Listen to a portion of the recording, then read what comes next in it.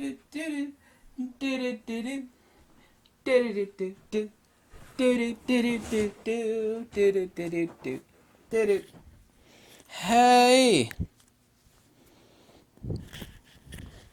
One of the great things I actually love about Fujifilm's camera system is the amount of customization. Because, you know, unless we're like, look 20 years into the future where AI becomes like super awesome, we got really great eye autofocus now. The algorithms for determining the parameters of the type of autofocus that needs to occur, nobody has that right now. And Sony doesn't have it, Nikon doesn't have it, Fujifilm. So when you can set greater number of parameter specificities, yes, I said specificities, the greater the hit rate that you'll actually have. And like I said, this is video number 2 on the second biggest mistake. Video number 1 was about IBIS and the incorrect usage, inappropriate and untimely use of IBIS and OIS, where people get blurry images. This is about people actually not capturing the shot with the action. Also, too, low light. By the way, low light, you give the camera more opportunities to see what to lock onto, such as wide area autofocus. And of course, now Fujifilm has in the X-T4, which will be a firmware update for the X-T3, artificial intelligence algorithms would actually look for shapes and colors. So when you actually lock onto a subject, it can actually track that vis-a-vis the color and the shape, which is wonderful. That, of course, is firmware only, not hardware. But there's 6 steps, and you need to religiously learn these. And it's okay to screw up. Like, go out to a skate park, go out to some place where some action is happening, and I don't mean like cars going around the curve, you know, like 200 yards over that way. It's easy at distance to screw up, or fudge if you will, and still get really, really high hit rates. When you're talking about close-in action where you have squirrels on crack, and one of the closest things to squirrels on crack are skateboarders getting in really close, you know, because they're doing flipping maneuvers, and your camera will tell you vis-a-vis the inappropriate, out-of-focus, crappy images that you get that, hey, you don't know how to set the 6 parameters. And by the way, I have a free Fujifilm book. It's 230 pages, and the link is below. It's in every video. It's in the 3rd edition.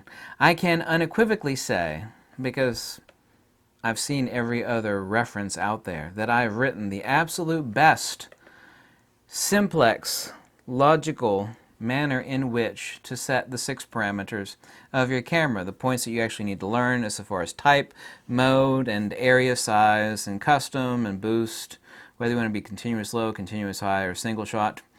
Obviously it is the case, and I give an example in my book, where a skateboarder like jumps up in front of me like about 6 yards away, but they're coming in at various angles.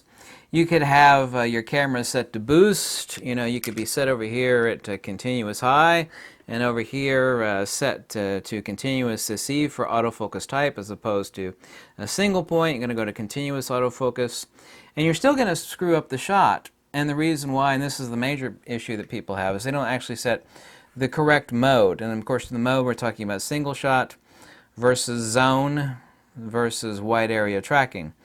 What people will do is also too need to stop down an appropriate amount. Of course, that also depends on the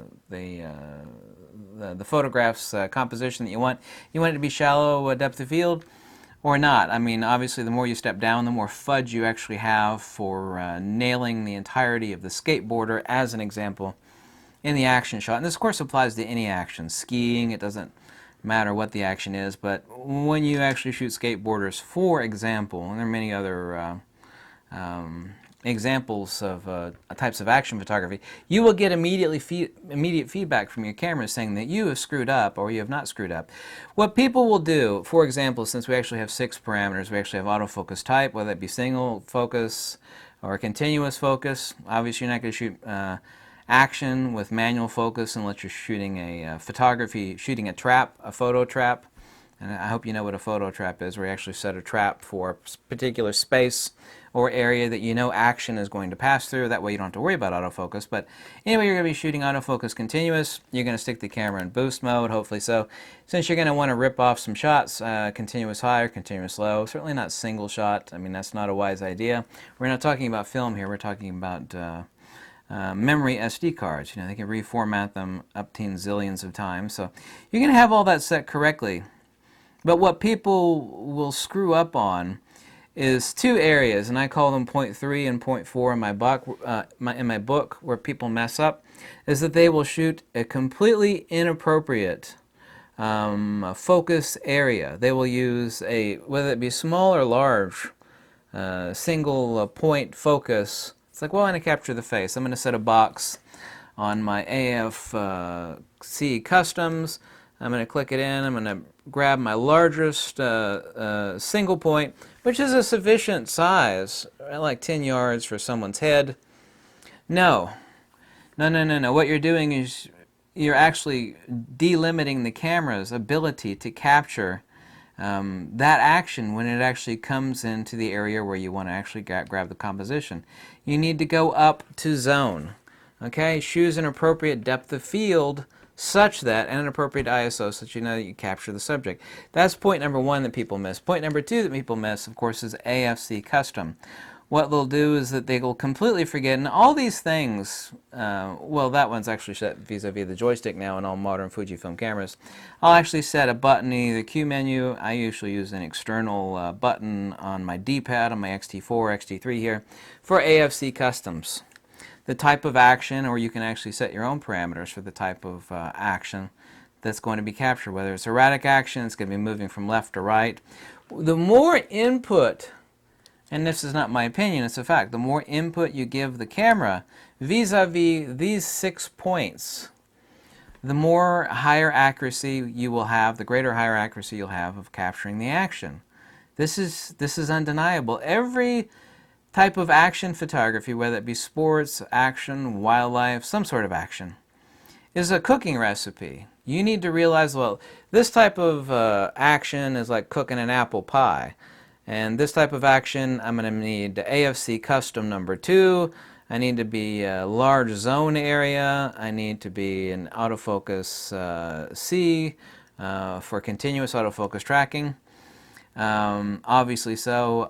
Do I or do I not need boost on this? And what priority boost do I actually want to set, which is the parameters that you actually have now on the XT4? And do I need to be shooting continuous low or continuous high? Is continuous low enough? You know, because sometimes the action is going on for such an extended period of time. If you go to continuous high, depending on the camera that you have, you might actually bottom out your buffer while the action is still going on.